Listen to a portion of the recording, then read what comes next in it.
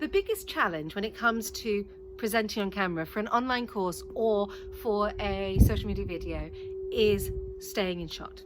Whether you're working in portrait or you're working in landscape, staying in shot can be a challenge.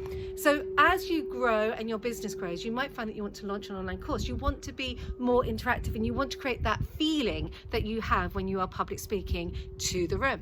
And that's where a self-film tripod that will track you, so a 360 device, comes in. And that is exactly what I'm using right now. As I walk around my garden, you can see it is following me. Now, it is never going to be perfect.